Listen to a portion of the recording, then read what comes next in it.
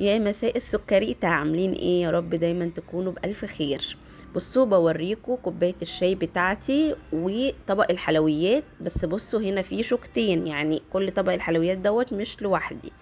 بس برضو ما تفهموش غلط، ده مش فطار، ده كان روتين مسائي بحت.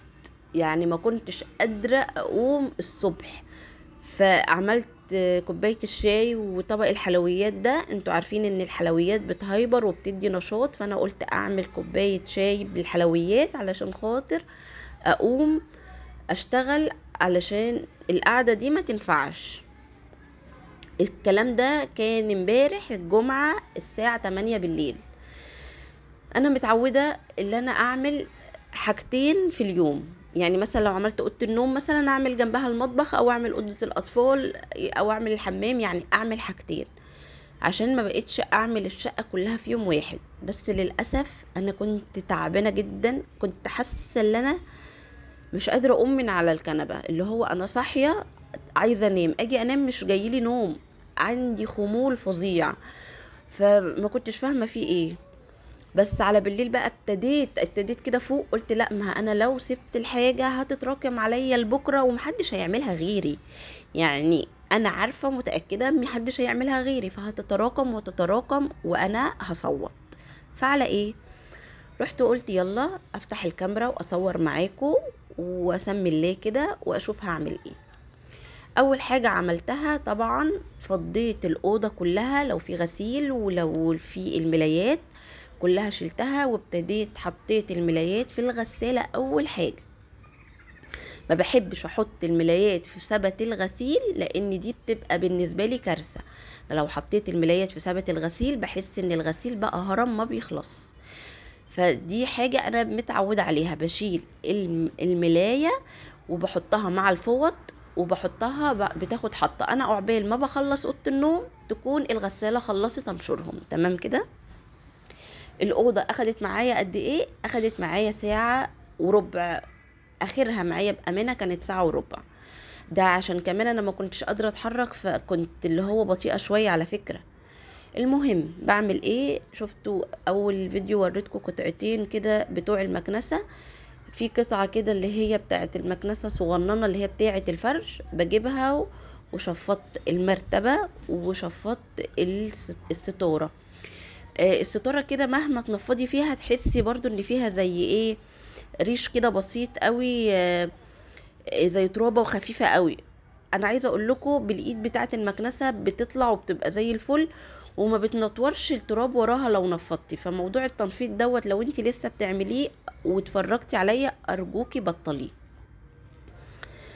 لو انت عندك القطع ديت في المكنسة، او حتى مش عندك القطعة دي، شيلي القطعة اللي هي الكبيرة بتاعة المكنسة واستعملي البوز بتاع المكنسة نفسه. انا عايزة اقولك هيفرق معاكي كتير جدا في النظافة بتاعة الشقة. بصوا، بعد ما بخلص بقى تنظيفة المرتبة كويس جدا، وبعد كده الستاير، بمسك القطعة اللي هي الرفيعة دي كده شوية، وابتدي بقى اشفط كل حتة في الأوضة. ببتدي اشفط الدولاب ومن ورا السرير ومن عند الزيق اللي هو عند الدولاب من تحت. لو انتي دولاب الجرار، اللي عندها دولاب جرار هتبقى عارفة ان اللي هو الجرار ده بيبقى صعب في تنظيفه. فانا عايزة اقولك القطعة دي بتنضفها وتخليها زي الفل.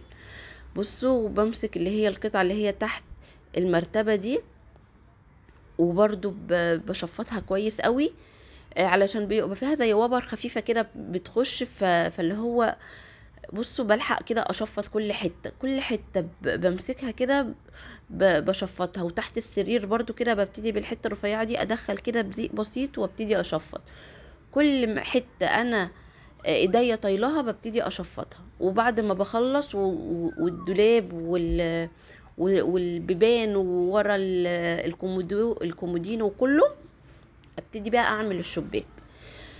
بصوا من عادتي اللي انا بعمل الشباك الاول، بس انا كنت اليوم ده مش موجودة. انا حاسة كنت كده، بس كنت لازم اوضب علشان الحاجة ما تتراكمش عليا. بس انا بحب قوي اعمل الشباك الاول وما بنفضش، بشفطه بالمكنسة وبعد كده بمسحه علشان خاطر لما اجي اعمل الأوضة اي هوا يخش عليا يخش نضيف. تمام كده. بس بعد بقى ما بخلص كل حاجة اروح بقى ماسكة الارض اكنسها كويس. لو انتي بتمسحي من غير ما تكنسي، انا عايزة اقولك بطلي العادة دي. اول حاجة بتزفر البلاط، تاني حاجة انتي هتحسي الجزء اللي بعده آه مطرب، يعني مش نضيف. فاهمين؟ يعني مثلا لو انت هتاخدي من الاوضه وتطلعي مثلا على بره مثلا على الطرقه، هتحسي ان الطرقه مليانه تراب، ما هو من انت اخدتيه من جوه لبره. لكن انت لما بتشفطي بالمكنسه خلاص كله جوه المكنسه.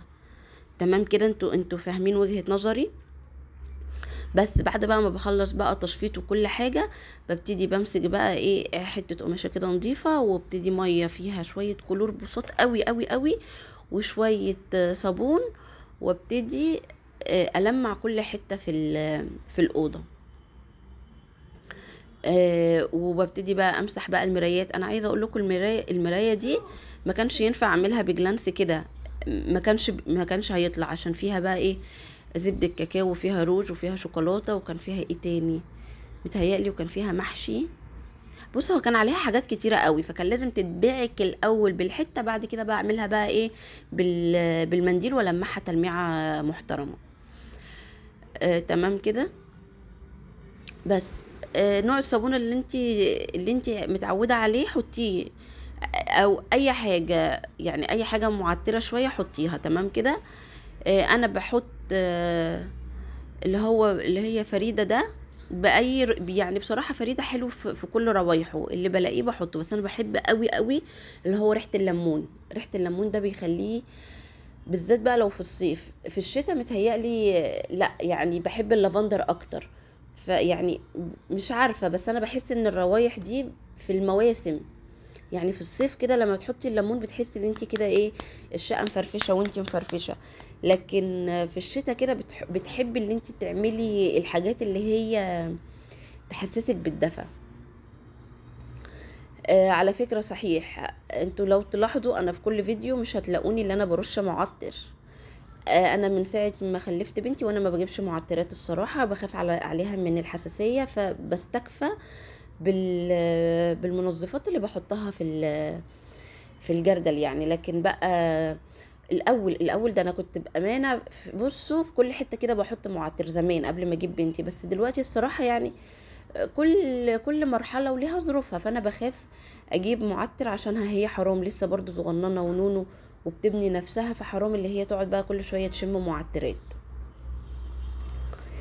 فالحاجه طالما هي اصلا نظيفه انت مش هتحتاجي على فكره معطر. وده اللي انا اكتشفته بعدين، طول ما انت ايدك في الشقه وما فيهاش دهون وما فيهاش كركبه، الكركبه دي كارثه كارثه كارثه، وما فيهاش كركبه، وكل ما هو انت مش بتستعمليه ترميه.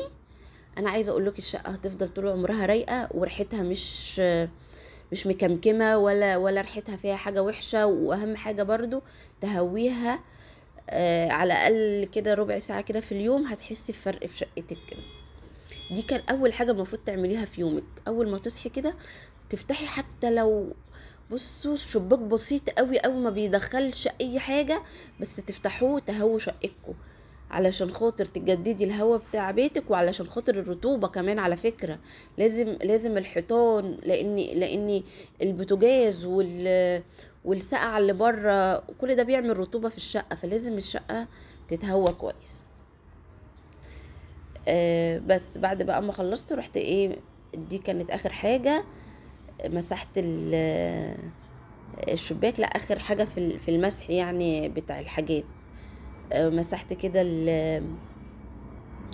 الشباك وخليت كل حتة زي الفل. وعايزة اقول لكم يعني في ناس بتنسى تمسح البيبان بتاعت الاوض. صدقوني بيبقى منظرها مش لطيف، يعني انتي من جوه تقولي ده انا نضفت وخليت الاوضه زي الفل، تيجي تبصي على الباب كده انتي يعني بصي اكني مجهودك وقع في الارض الصراحه. في حاجات كده بسيطه قوي الواحد بينساها بس بتفرق قوي قوي قوي في النظافه. زي مثلا اللي هي الكوبس بتاع الكهرباء، طول الوقت انت ايدك فيه، اطفالك ايديهم فيها، فهتحسي اللي هو ملبخ. ده لو ما اتمسحش هتحسي ان انت نظفتي الاوضه كلها بس الكوبس ده مش نظيف. ففي حاجات كده بسيطه لو ما اتعملتش هتحسي ان الشقه مش نظيفه معاكي. فطالما قمتي وخلاص هتعملي وقمتي بقى وخلاص مجهودك هيروح، فما هيروح بقى صح بقى. يعني اعمل بجد، انضف بجد. يعني طالما هنضف، بدل ما انضف في نص ساعة كده ويلا كروت يلا غير بس الملايات واكنس كده الارض وامسح وخلص الموضوع. طب ليه؟ طب ما هي كده خدت معايا وقت ومجهود ونص ساعة مثلا. طب ما النص ساعة دي نزود نص ساعة كمان، مش هتفرق اي حاجة، بس نعمل حاجة صح. انت ممكن ما تعمليش على فكرة الأوضة كلها، بس تشوفي اكتر حتة مثلا مش نظيفة في الأوضة، وهي دي اللي تتكي عليها النهاردة. مثلا لو انت مش قادرة تعملي الأوضة كلها، لو الباب مثلا ملطخ او من ايد الاطفال ولا اي حاجة وهياخد معاكي مجهود، انت ممكن فعلا تلملمي الأوضة كده لمة سريعة وتمسكي الباب دوت الوحيد مثلا اللي تعمليه، هتحسي بنظافة وفرق. بس وبعد بقى ما بخلصت رحت ايه مسكت الحيطان اللي هي الباينه، مش هجر ولا هعمل اي حاجه، الحيطان بس اللي هي الباينه، علشان خاطر انا بفتح يوميا بس كده ايه يدخل بس نسمة هوا كده، فمليون في المية بيدخل معاها تراب. فبشيل بس يا دوبك بس الترابة اللي هي الناعمة دي، لان كل ده هيجي على وشنا واحنا نايمين برضو. فانا كده بشيل بس الترابة الناعمة من على الحيطان اللي هي اللي باينه. بصوا ما بتكملش 5 دقايق، وبعد كده بقى بمسح الارض وبسيبها تنشف. وبصوا بقى بوريكم انا بطبق الملايه ازاي. التطبيقه دي حلوه قوي، اللي هي الجيب. لو حتى وقعت منك من الدولاب، انا عايزه اقول لكم بتفضل كده يا دوبك تحطيها على طول، ولا بتتفرد بقى تاني وتقعدي كل شويه بقى تطبقي فيها ولا اي حاجه. وبصوا هنا بوريكم اللي انا حاطه بياضات في المخدات. انا عايزه اقول لكم حماتي ربنا يديها الصحه هي اللي عامله لي البياضات دي. انا قلت لها انا عايزه، هي بتعرف تخيط، فانا قلت لها انا عايزه بياضات للمخدات. انا عايزه اقول لكم حلوه ونفعاني. كل ما احس ان البياضات ديت يعني اتسخت كده، اروح شايلاها وغسلاها واروح حطها تاني، والمخده من جوه زي الفل. انا برضو بغسل المخدات، بس انا بس ايه برضو زياده تاكيد. بس هنا بقى تكون الأوضة خلصت، وبوريكم بقى النظافة، ويا رب ما اكونش تقلت عليكم، وباي باي.